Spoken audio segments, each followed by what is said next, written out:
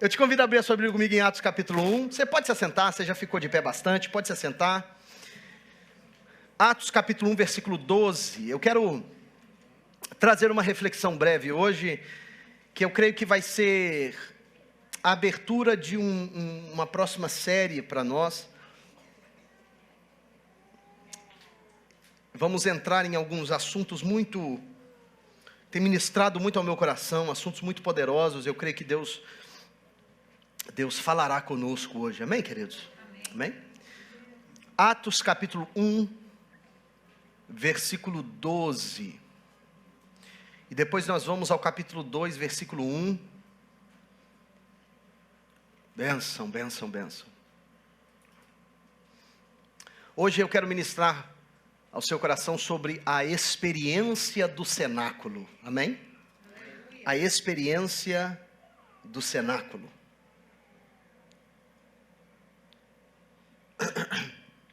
Atos 1,12 diz assim: Então voltaram para Jerusalém do monte chamado das Oliveiras, o que está perto de Jerusalém, à distância do caminho de um sábado.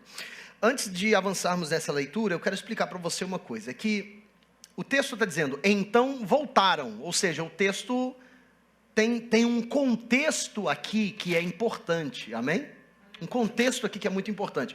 Esse contexto é que, se você ler uns versículos antes, você vai entender que os discípulos voltaram do Monte das Oliveiras, porque no Monte das Oliveiras, eles tiveram o último contato pessoal com Jesus, antes de Jesus ser assunto aos céus. Então Jesus dá as últimas orientações para os seus discípulos, ele é assunto aos céus, depois que ele some do olhar deles, aí entra no versículo 12, então voltaram para Jerusalém, inclusive voltaram para Jerusalém sob as orientações do próprio Jesus, né? Voltaram então para Jerusalém, versículo 13, e entrando, subiram ao cenáculo, diga comigo, cenáculo. Diga mais uma vez, diga cenáculo. Aleluia. Vira para a pessoa mais bonita do seu lado aí e diga, Deus te convida para o cenáculo. Isso. Vira para o outro que você acha que está mais feinho hoje, fala você também, Deus te convida, você também para o cenáculo, amém? Deus te convida para o cenáculo, amém? Subiram ao cenáculo onde habitava Pedro e Tiago, João e André, Filipe e Tomé, Bartolomeu e Mateus, Tiago filho de Alfeu, Simão o Zelote e Judas filho de Tiago. Todos estes perseveravam unanimemente em oração e súplicas, com as mulheres e Maria, mãe de Jesus, e com os seus irmãos. Amém? Capítulo 2, versículo 1. E cumprindo-se o dia de Pentecostes, estavam todos reunidos no mesmo lugar. Que lugar é esse? Tudo indica que o mesmo cenáculo. E de repente veio do céu um som como de um vento veemente e impetuoso, e encheu toda a casa em que estavam assentados, e foram vistas por eles línguas repartidas como que de fogo, as quais repousaram sobre cada um deles. Amém. Até aqui tá bom. Pai Celestial, obrigado pela tua palavra. Fala conosco em nome de Jesus. Amém. Por ser domingo de Pentecostes, nada mais que justo que refletirmos um pouquinho na experiência do dia de Pentecostes, que aconteceu o nascimento da igreja, né? Para quem não sabe, Pentecostes não acontece pela primeira vez em Atos 2. Na verdade, o primeiro Pentecostes foi no livro do Êxodo, quando 49 dias após a primeira Páscoa, no 50º dia, Deus então, naquela data, ele celebra com o povo de Israel a dádiva da sua lei, e se revela ao povo de uma forma muito poderosa. Daquele momento em diante, Deus orienta o povo a celebrar aquela data do ano como uma festa solene. E eles deveriam então celebrar tanto a Páscoa quanto o Pentecostes, que era uma ou duas das 7 celebrações anuais do povo de Israel. E no dia de Pentecostes eles levavam ao tabernáculo ou ao templo, subsequentemente, ofertas de primícias, as primícias do trigo, eles levavam ao templo ou ao tabernáculo e celebravam ao Senhor a dádiva da sua lei que aconteceu no primeiro Pentecostes. Quando o texto diz em Atos 2, então, ao cumprir-se o dia de Pentecostes, estavam todos reunidos no mesmo lugar, esse não foi o primeiro Pentecostes, muito pelo contrário. O povo de Israel já vem de séculos de celebração do mesmo Pentecostes todo ano. E naquela data, então, foi a data que Deus escolheu para cumprir a promessa da descida do Espírito Santo, e o dia oficial, é a data que está na certidão de nascimento da igreja, é o dia de Pentecostes. Esse é o dia que celebramos hoje. Hoje é domingo de Pentecostes, 50 dias após a Páscoa. E a celebração do Pentecostes, ela é importante, é necessária nos lembrarmos dela, apesar de que não temos a necessidade mais de cumprir a celebração como a lei ordenava, porque Jesus cumpriu a lei. E na verdade, o próprio Pentecostes, ele se cumpre quanto tipo, ele se cumpre no nascimento da igreja. As pessoas ousam dizer, na verdade as pessoas costumam dizer que a igreja nasceu por ocasião do Pentecostes. Eu digo um pouco diferente, é que o Pentecostes é celebrado por ocasião do nascimento da igreja. Porque na verdade o Pentecostes, a celebração do Pentecostes é a sombra, e o objeto sendo revelado é o nascimento da igreja. Quem entendeu isso, amém? Será que eu comecei a minha mensagem talvez um pouco cavando fundo demais? Vamos voltar um pouquinho, né? Então o Pentecostes é importante, por isso celebramos hoje, por isso temos alegria com essa celebração. E eu queria abordar esse tema hoje, porque esse tema, na verdade, nós temos falado em torno desse texto, já por 6 semanas, que eu tenho falado sobre a pessoa do Espírito Santo, a manifestação do Espírito Santo, a gente tem falado bastante sobre isso, inclusive na última vez que preguei, há 2 domingos atrás, eu preguei justamente nesse texto de Atos 2, e eu pensei, Cleiton, que eu tinha esgotado esse assunto, e enquanto eu estudava a Bíblia na semana passada, o Espírito Santo de Deus ministrou no meu coração e disse, não, tem mais coisinha aqui que eu quero trazer, e inclusive eu vou cavar mais fundo nisso daqui do que você imaginava. Então eu disse, fala comigo Jesus, fala comigo Espírito, né? E o interessante a respeito disso é que o cumprimento da promessa do Senhor, que acontece no dia de Pentecostes, ela se dá num cenáculo, um lugar onde eles se reuniam, e a gente vê que eles se reúnem naquele lugar, imediatamente após as últimas orientações dadas por Jesus, antes dele ser assunto aos céus. O que é importante isso, é significativo isso. Por quê, pastor Diego? Porque, por causa do momento que eles estavam vivendo. Imagina, dona Geni, aqueles homens estavam há 3 anos e meio com Jesus, vendo Jesus fazer coisas tremendas, gloriosas, poderosas. Eles foram impactados, transformados, ressignificados. Eles foram completamente alterados o curso da sua vida pelo convívio com Jesus. E após 3 anos e meio de profundo impacto, eles se encontram agora com um buraco na sua convivência, que é a ausência de um homem que lhes havia transformado. Imagina você conviver com Jesus, que é o mestre, que ensina todas as coisas, que mostra a profundidade da palavra e da vontade de Deus, e de repente você se encontra sem esta voz sólida que guia, que orienta e que ensina.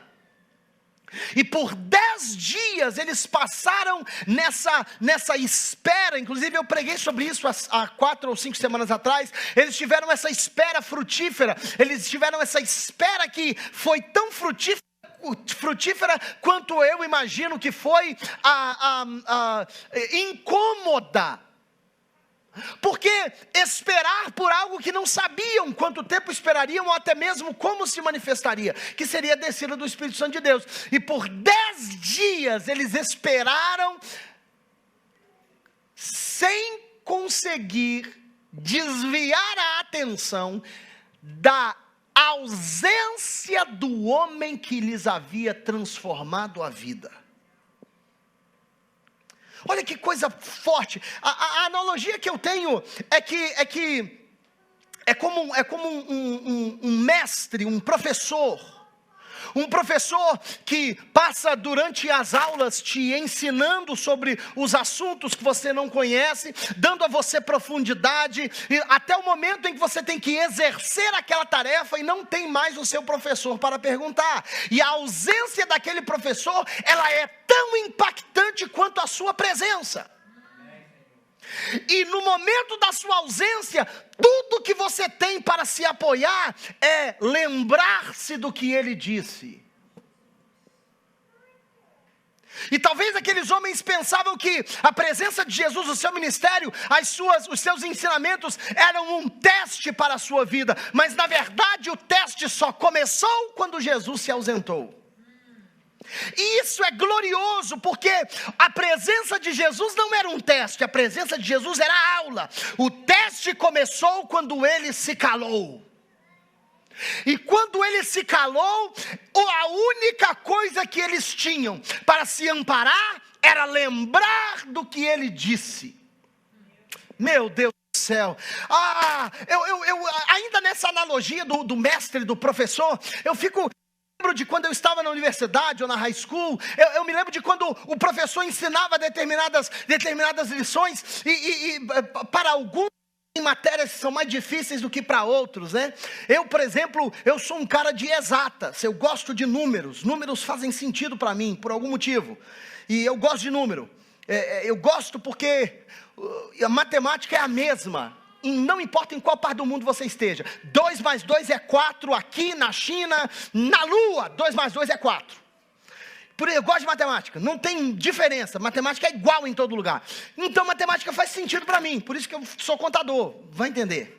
Então, eu me lembro nas aulas de matemática, e que alguns tinham mais dificuldade do que outros, e aquelas pessoas que tinham mais dificuldade, agiam como se o professor ensinando fosse o maior desafio. Eu não consigo entender, que não sei o quê, isso está difícil. Eu pensava comigo assim, mas é agora que você tem que aprender, pergunta, tira dúvida, porque o professor está falando. Quando sai o teste, o professor se cala. E quando o mestre se cala, é que o teste começa. Por isso que você tem que prestar atenção quando o mestre está falando, porque vai chegar o tempo que ele vai se calar. E quando ele se calar, ai de quem não conseguir se lembrar do que ele falou. E eu estou falando para pessoas que talvez estão convivendo na época das suas vidas que o mestre está calado. E a única coisa que nós podemos nos escorar e nos amparar é nos lembrar do que ele diz. Então eu quero dizer para você uma coisa, meu irmão. Se o mestre está falando, para tudo e dê ouvidos ao que ele diz.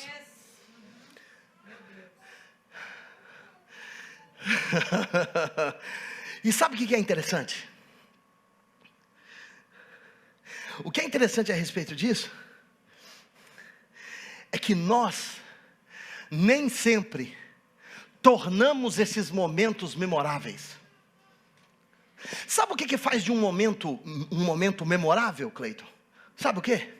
O que faz do momento um momento memorável não é o momento, mas é a forma como você o percebe. Existem momentos que você vai participar dele com outras pessoas. Para outras pessoas, aquele momento vai ser perfeitamente esquecível, mas você vai lembrar dele o resto da sua vida. O mesmo momento. Qual que é a diferença? A diferença é a sua percepção dele. O que faz o momento memorável não é o momento. O que faz o momento memorável é a sua percepção. Quem está entendendo? Quem está entendendo? Então, o que eu digo para você é o seguinte: você tem que fazer a voz do mestre memorável para você. Você precisa se ajustar à importância da comunicação de Jesus para contigo.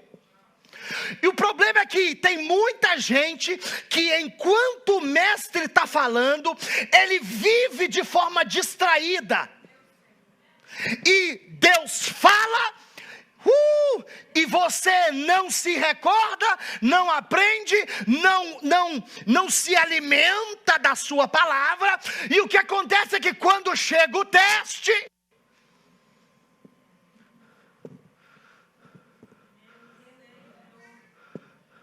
Quando chega o teste, você precisa do zap. Irmão Nídio, ora por mim, rapaz, a coisa está difícil e tudo e tal. Ora por mim não, meu irmão, é o seu teste. Está na hora de você escorar naquilo que Ele disse para você.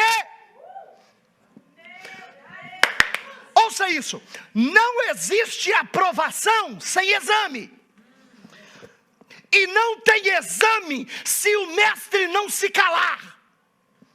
O problema é que a gente está querendo a aprovação de Deus, mas não queremos ser testados. E só tem teste se o mestre se cala. E sabe o que é agoniante? É que no momento do teste, não é que o mestre se ausenta. Não, a presença dele está ali. Você sente a presença dele, vê ele, mas ele está calado. Eu sinto que tem pessoas aqui que estão vivendo um tempo de teste, um tempo que a presença do mestre está aí, você sabe que ele está, você sabe que ele não foi embora, que ele está com você, mas quando você fala, ele não responde. Esse é o teste de Deus sobre a sua vida, e a única coisa que você pode usar para te amparar é o que ele ensinou. E tem muita gente cuja fé depende daquilo que um terceiro se lembra.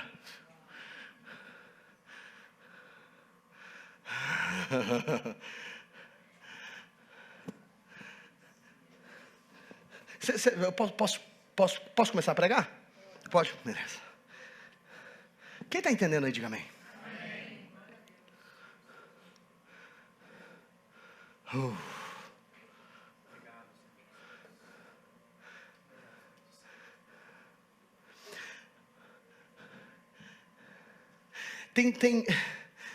Existe uma aplicação dessa verdade que me desafiou demais, que é o seguinte, é que existem momentos da vida que tudo que nós temos para nos amparar é o que lembramos. Quem está entendendo, diga amém. Isso faz perfeito sentido quando você é a pessoa testada. Agora, eu pergunto, e quando você é quem está ensinando?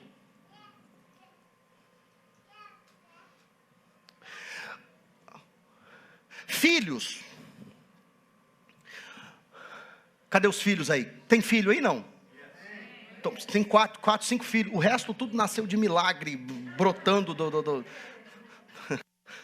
deve ser de um pé de gente, um pé de pessoas, deve ser. Quem tem filho aí, amém? Amém. Se você tem um bom relacionamento com seus pais estão em vida, ou talvez não é o caso de serem pais biológicos, mas são mentores, pessoas que Deus colocou na sua vida para te orientar. Eu quero dizer para você uma coisa, Deus fala através dessas pessoas também. Você precisa transformar os seus momentos com essas pessoas em momentos memoráveis. Você precisa, não permita que essas pessoas venham e vão da sua vida sem que você tenha instâncias memoráveis para que você se recorde no momento, porque vão ter momentos que você não vai ter ninguém por você, e a única coisa que vai te sustentar de pé é o que você ouviu de alguém que te edificou. Nem sempre você vai ter gente para te elogiar, nem sempre vai ter gente para falar que você está bonito, está cheiroso, nem sempre vai ter gente para te encorajar e dizer avança, continua, você está indo bem.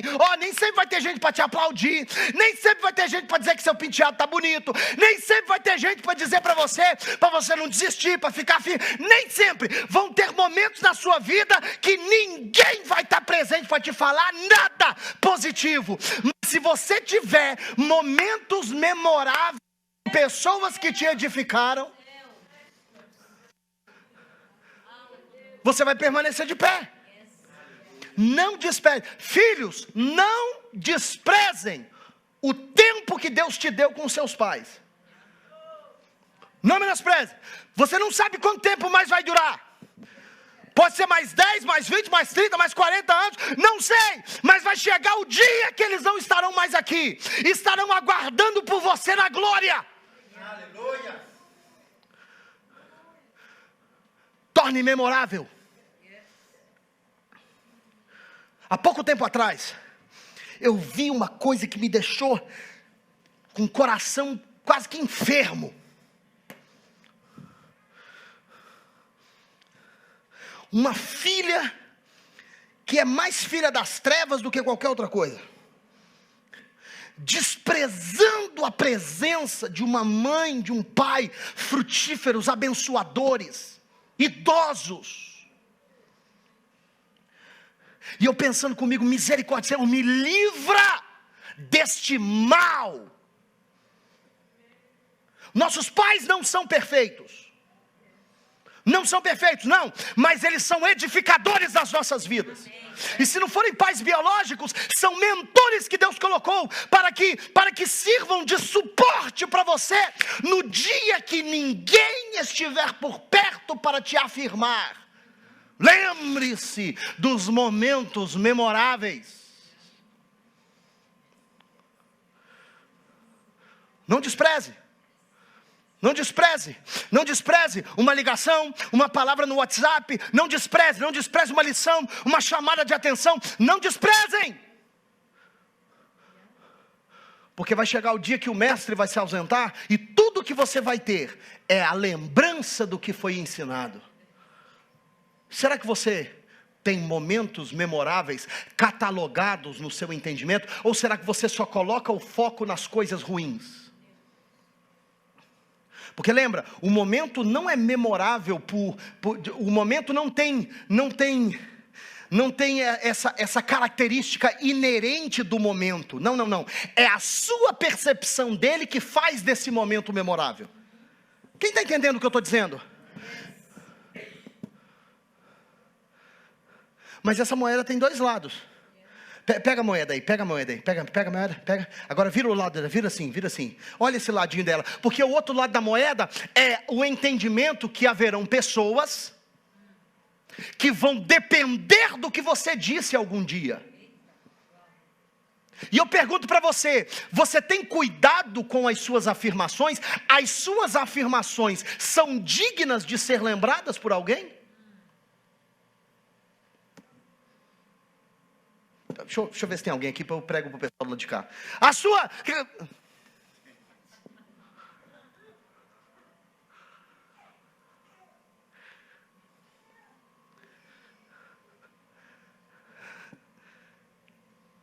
Hello?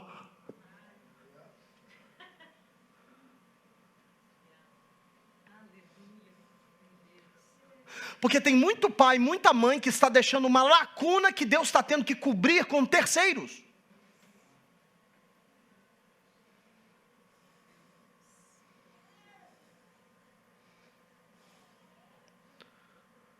Tem muito pai que a filha tem que... Começou o mês da família? Não, mês da família é só em setembro. Mas tem muito pai que a filha tem que aprender o que é ser homem por uma outra figura masculina, porque ele não dá exemplo do que é cuidar de uma mulher, do que é ser homem provedor dentro de casa. Ixi, coisa ficou, esquentou, hein? Agora, os visitantes não ficam assustados não, isso acontece só de vez em quando, normalmente é só festa.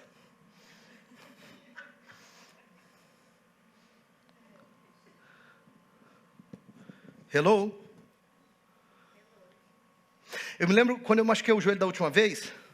Vida de atleta é complicado, né? Atleta de alta performance tem essas coisas. Tá rindo de quê, Nid? Nid sem ceia mês que vem, hein? Sem ceia por Nid.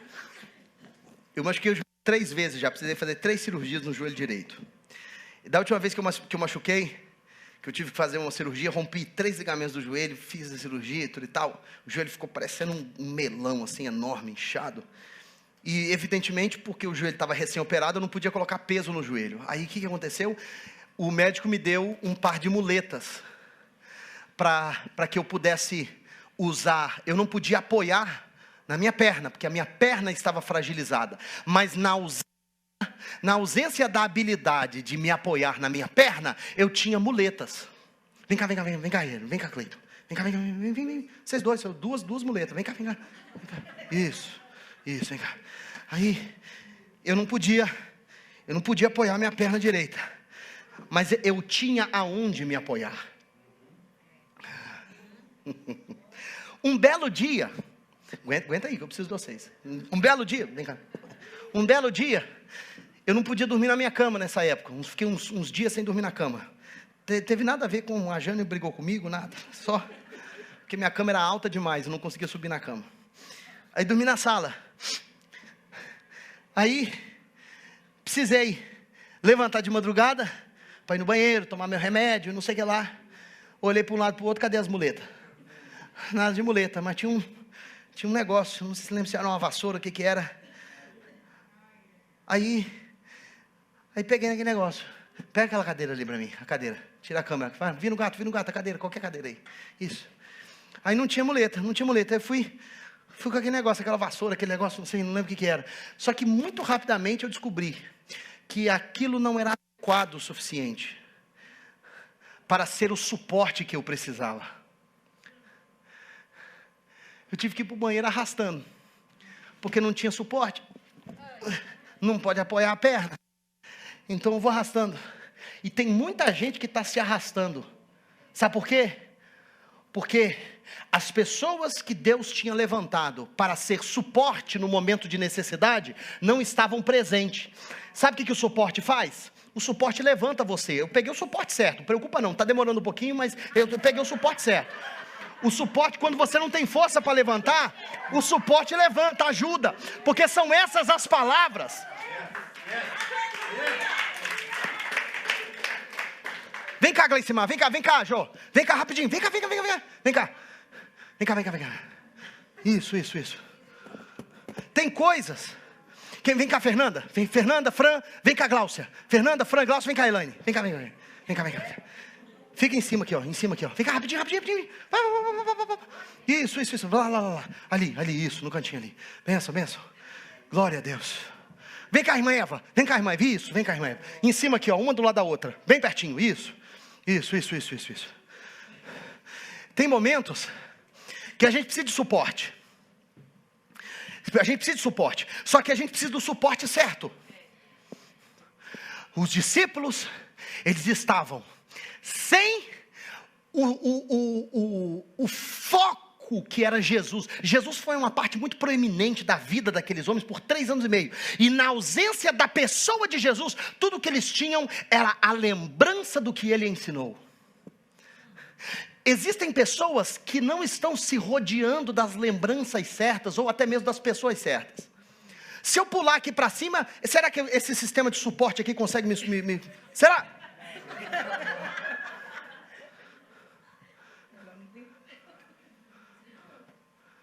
Se eu fosse vocês, eu tirava essa mão daí. Porque chega momentos, esses momentos... Abre as mãos, fique esperto. Sistema de suporte esperto. Chegam momentos que a vida, Tereza, ela não avisa sobre isso. Ele simplesmente acontece. Por isso que eu não posso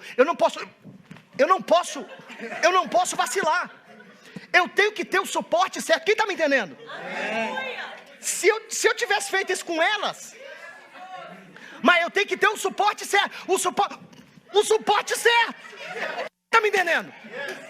Se eu tenho o suporte certo, se eu me lembro, se eu me recordo das coisas que Deus, não importa para onde eu vá, não importa. O suporte está ali. Quem está me entendendo? É por isso, presta atenção. É por isso que eu não posso abrir mão de transformar os meus momentos como mestre em momentos memoráveis. Eu não posso abrir mão, porque são esses momentos que me sustentam.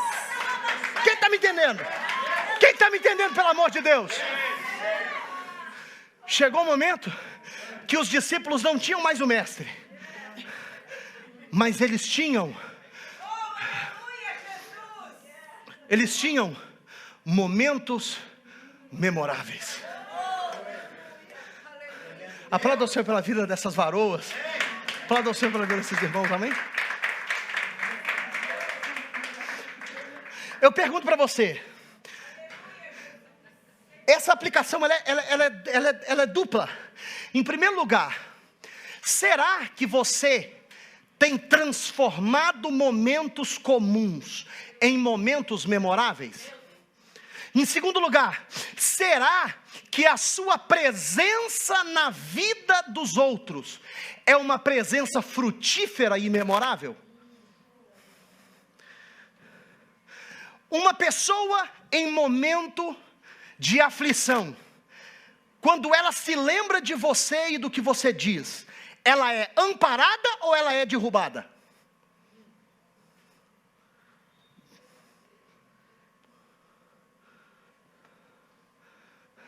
Quando o pessoal continua semana que vem?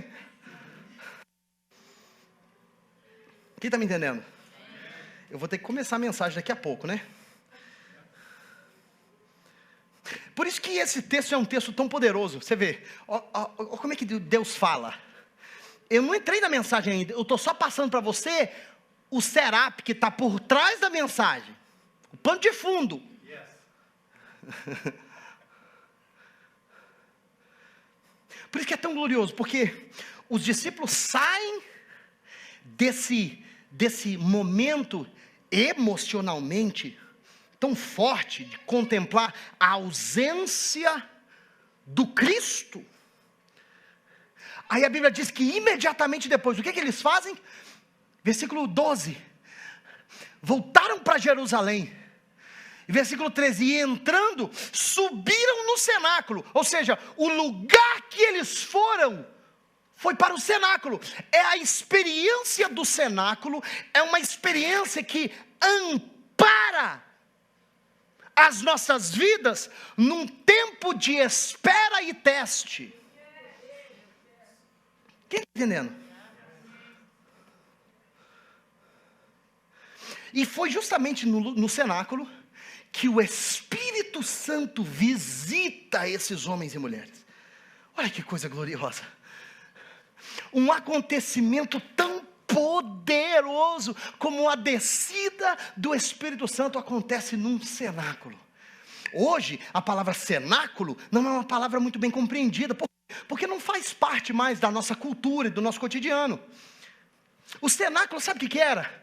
O cenáculo era um quartinho que eles faziam, às vezes até aberto, mas um quartinho que eles faziam na parte mais alta da casa, que era sobre o telhado, que normalmente era reto. O telhado não tinha pitch, como é que fala em português? Pitch, caída. O telhado não tinha caída para a água. O telhado no Oriente Médio, naquela época, o telhado era reto. O teto era reto, o telhado era reto. E aí eles faziam como que uma laje por cima e faziam um quartinho em cima. E era um quartinho de uso social. As pessoas usavam para ter encontros com amigos e essas coisas. Ou até mesmo para ter momentos de devoção e oração. O cenáculo era um lugar comum, diga comigo, um lugar comum. A maioria das casas tinham cenáculos, tinham lugares assim. Era um lugar comum, diga mais uma vez, um lugar comum. Não era nada de muito especial. Hoje para nós o cenáculo é como se fosse o Eric. Mas no Eric, no sótão, a gente só guarda as coisas que a gente só vai usar no Natal, né? Fica tudo lá em cima, no sótão. Mas na época não, na época era um espaço utilizável diariamente. Era um lugar comum, diga comigo, um lugar comum. O cenáculo não era nenhum lugar super especial, Elsandra. Nada de fantástico. O cenáculo era comum, era um lugar comum. E foi o lugar comum que Deus usou para revelar a presença do seu Espírito. Encosta em 3 pessoas à sua volta e diga um lugar comum. Diga aí, um lugar comum, um lugar comum. Não era nada de super especial, nada de super fantástico, nada de super badalado, nada de super tal, super isso, super... Não. Era um lugarzinho comum e cotidiano e diário. Mas foi ali que Deus escolheu se revelar. Diga comigo, um lugar comum. Diga mais uma vez, um lugar comum. Diga mais forte, um lugar comum. Tem muita gente esperando lugares extraordinários para Deus fazer alguma coisa especial na sua vida. Eu quero dizer para você, Deus quer fazer algo especial em lugares comuns. Aleluia. Talvez você está olhando para mim, ouvindo essa mensagem e pensando assim, pastor, A minha vida é tão comum, a minha vida é tão normal, a minha família é meio disfuncional, meu casamento está meio com uns problemas, eu estou com dificuldade financeira, eu estou isso, eu estou aquilo. Pastor Diego, não tem nada de super especial na minha vida. Ainda bem, porque Deus está procurando lugares comuns, lugares normais. Ele quer lugares comuns para manifestar a sua glória e a sua presença. Diga comigo, lugar comum. Diga mais forte, um lugar comum. Não pensa você que eu sou super perfeito e não sei o que, e tem problema comigo assim como tem com você. Minha família é meio disfuncional, meio doida, igual é a sua. Está todo mundo meio doido por aqui, é todo mundo comum. E o negócio é que Deus não ignora lugares comuns.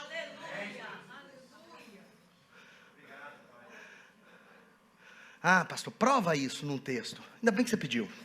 Ainda bem, Alana, que você pediu.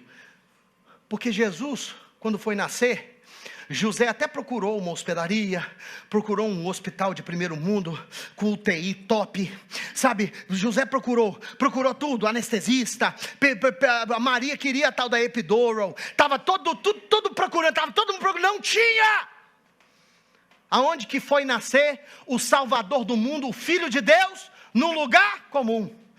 Uma estrebariazinha, no meio de uns boi, de umas ovelhas, no meio de uns bode, no meio da palha, no meio do esterco, ali na estrebariazinha. Ele nasceu num lugar comum. Eu pergunto, meu irmão, será que Deus não está apenas esperando você abrir as portas do seu coração, da sua vida, da sua casa, para fazer em você algo tão extraordinário quanto o que Ele fez no cenáculo?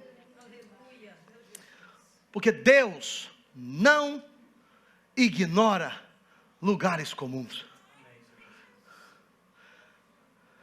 Pastor Diego, essa mensagem até que seria para mim, se eu fosse um cara mais talentoso, se eu fosse uma mulher mais habilidosa, se eu fosse não sei o que lá, não importa, não interessa. Você é comum?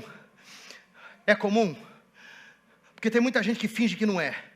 Tem muita gente que, se você olhar o Instagram dela, parece que não, parece que é superstar. Parece que é o it, mas é tudo comum. São coisas, é só um cenáculo. Mas um cenáculo, meu Deus, será que eu estou pregando para alguém hoje aqui? Um cenáculo comum, Deus faz um estrago, basta dar espaço. Diga comigo, o cenáculo é um lugar comum. Eu vou pular o ponto 2, eu preciso terminar, já estou 15 minutos overtime. Eu termino com isso. Na semana que vem a gente fala sobre o ponto 2, porque é algo que eu preciso de mais tempo para trabalhar. Que o cenáculo é um lugar de ensinamento. Na semana que vem a gente fala nisso, né, Jô? Você importa, não? Você importa? Depois eu mando o WhatsApp. Depois eu mando o WhatsApp só pro Jô, que o Jô quer saber, ninguém mais quer. Diga comigo, o cenáculo é um lugar comum. Diga comigo, o cenáculo é um lugar de ensinamentos. Número 3, o cenáculo. Diga mais forte aí, diga o cenáculo. Você não quer ouvir, não? Diga aí mais forte, o cenáculo.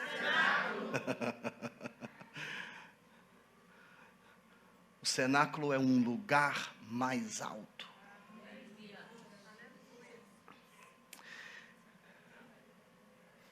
E no momento de teste, Deus te convida para um lugar mais alto.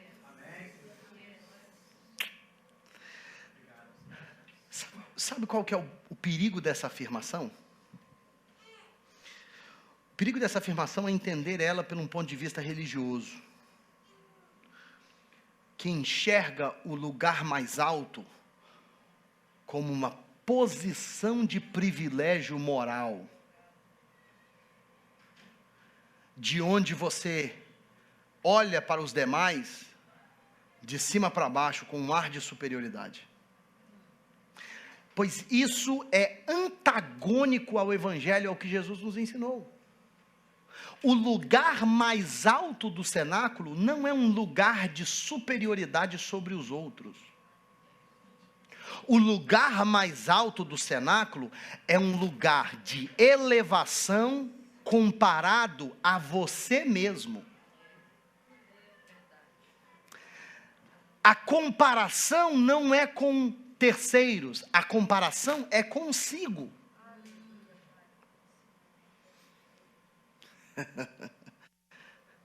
Porque sabe o que Jesus fez no cenáculo? Isso aqui era parte do segundo ponto, a gente fala sobre ele na semana que vem. Mas sabe o que Jesus ensinou no cenáculo? João capítulo 13. Jesus ensinou no cenáculo sobre a postura de servo de um discípulo. O cenáculo, o lugar mais alto, que os religiosos usam o lugar mais alto, vá e olhar para baixo para os demais. Como se fosse um lugar de superioridade. Nós somos os plebeus. Não. O cenáculo é um lugar de elevação, mas é um lugar de elevação de comparação comigo mesmo.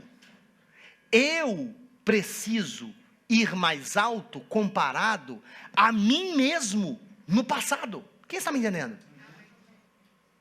Porque Jesus ensina o seguinte, que quem for o maior é quem deve servir mais. Então, enquanto mais alto eu sou elevado comparado a mim mesmo, mais baixo eu me coloco comparado ao meu irmão. Por isso que Jesus, você tomou banho hoje? Tomou?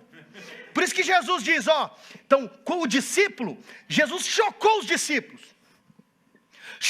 Colocou a bacia d'água, tirou o sapato e hoje eu sou mestre, não sou rabi, que não sei o quê, e tudo, vou guardar bonitinho o tênisinho da BMW, que coisa mais linda. Mas vem cá, discípulo, dobrou a calça dos discípulos, colocou um baldezinho de água.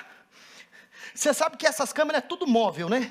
Essas câmeras tudo tem roda, essas câmeras, isso. Colocou um pouquinho de água e diz, o maior de vocês é quem serve. O maior de vocês é quem serve. Então, ele lavou o pé dos discípulos, lavou, enxugou. Cadê? Me dá uma toalhinha aí. O serviço aqui é completo. Aqui o serviço é completo. Isso.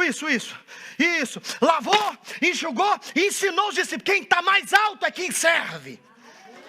Quem serve? Você quer ir para o cenáculo? O cenáculo não olha para ninguém de cima para baixo, não. O cenáculo olha para as pessoas para cima. Porque é a escalada que te posiciona para servir. Quem está me entendendo? É a escalada que te posiciona para servir. Sabe qual é o problema? O problema é que a gente compreende o discipulado como se fosse algo que me elevasse em comparação aos outros. Não! O discipulado me eleva em comparação comigo mesmo. Então, ou seja, Gleison, eu tenho que hoje viver em um plano mais elevado, não comparado a você. Não. Comparado a você, eu te sirvo, mas é comparado comigo mesmo. Hoje, estar mais alto do que eu estava em 2021. Em 2022 eu tenho que estar mais alto do que eu estava em 2020. Em 2022 eu tenho que estar mais alto, Fabrício, do que eu estava em 2019. Porque Deus está me elevando, não comparado a você, comparado a mim mesmo.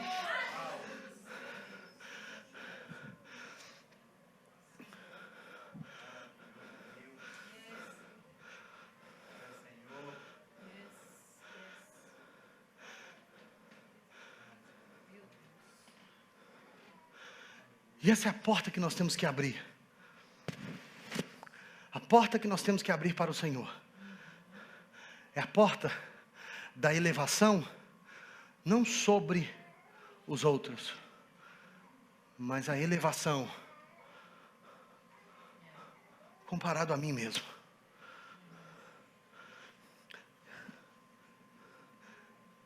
Eu tenho que ser o Diego, Pamela, 2022 tem que ser melhor do que o Diego de 2021. Tem que ser. Tem que ser. O Diego de 2022 não pode ser pior do que o de 2020. Não pode ser. A Tereza de 2023 não vai ser pior do que a Tereza de 2004. Não. A Tereza de 2023 vai bombar. A Tereza de 2023 vai ser frutífera. A Tereza de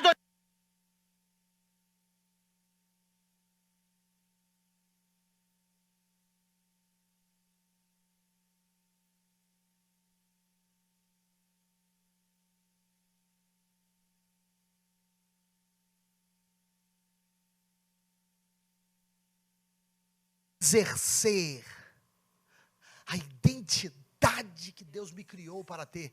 E essa identidade, ela vai sendo elevada à medida que o tempo vai passando. Eu vou sendo chamado para o cenáculo. Talvez você está me ouvindo e está dizendo assim: pastor Diego, você não sabe, a minha vida está tão baixa, eu sou a bactéria que está debaixo da terra, que está no fundo do poço, pastor Diego, está ruim o negócio. Então eu tenho boa notícia para você: você só pode subir. Ou talvez você está olhando para mim falando: pastor Diego, eu tô até te ouvindo, muito bonita essa mensagem, mas pastor, eu já oro diariamente, já leio a Bíblia, fiz o jejum 4 vezes, eu tô até criando, está nascendo até umas asas aqui, pastor Diego, olha só que coisa linda. Não importa o quão alto você já tenha caminhado, você sempre tem mais para subir. E Deus está te convidando, dizendo: venha para um plano um pouco mais alto. Segura na mão de quem está do seu lado aí e ajuda essa pessoa a subir um pouquinho mais. Ajuda essa pessoa a subir. Ajuda, isso. Diga para esse irmão, essa irmã, diga aí: sobe comigo. Vamos para o cenáculo. Vamos para um lugar. Diga: vamos para um plano mais alto. Diga: vamos para um lugar de elevação, onde juntos seremos os melhores servos. Quem está me entendendo, diga amém.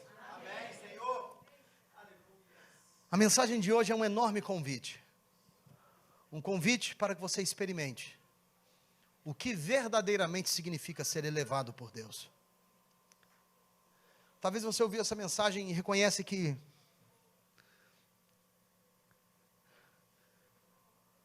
você não tem dado devida importância aos momentos que deveriam ser memoráveis para você. Ou talvez você ouve essa mensagem e você está sendo desafiado com o fato de que Deus está te convidando para um lugar mais alto. Você não se vê digno desse convite. Mas Deus está querendo elevar você para uma posição de privilégio comparado contigo mesmo. Para que ao fim deste ano, você seja um discípulo mais excelente do que o discípulo que você foi no início do ano. E se você deseja essa ministração, o evangelista Eronidson, a pastora Fernanda, esses irmãos estarão aqui à frente para orar por você, impor as mãos sobre você e declarar que a bênção de Deus seja sobre a sua vida. Porque eu creio que Deus preparou este tempo para ser um tempo de elevação para esta igreja. Se você crê nisso, diga amém. Feche os seus olhos. Pai Celestial, obrigado, Senhor, pela Tua palavra. Abençoa-nos. Que esta palavra fique conosco e permaneça conosco. Ajuda-nos, Senhor Deus, a compreendê-la. Ajuda-nos, Senhor, a aplicá-la, a vivê-la nas nossas vidas. Em nome de Jesus. Despeça-nos na Tua paz, leva-nos em segurança para os nossos lares, multiplica em nós Tua graça e Teu favor, e nos dê uma semana de vitória, abençoada na Tua presença, em nome de Jesus. E que a bênção de Deus, o nosso Pai, a graça do nosso Senhor e Salvador Jesus Cristo, e que as divinas consolações do Espírito Santo de Deus repouse sobre a igreja do Senhor hoje e sempre. Amém e amém. Dê um aplauso ao Senhor.